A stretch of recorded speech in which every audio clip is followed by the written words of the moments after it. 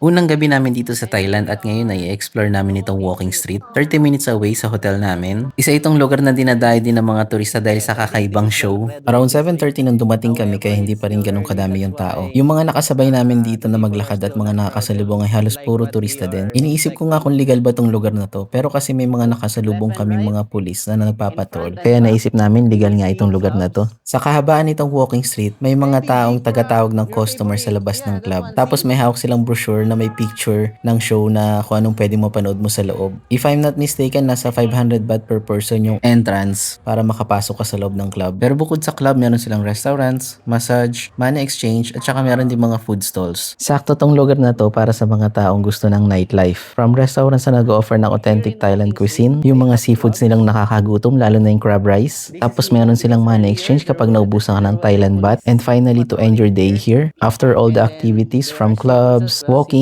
eating, drinking, you can have the perfect Thai massage. Me and my wife tried their Thai massage and it's really relaxing. This place is a must visit kung nandito ka sa Thailand. Hindi lang ito para sa mga taong mahilig mag-clubs, kung hindi para sa mga taong mahilig mag-explore and to see what Thailand can offer.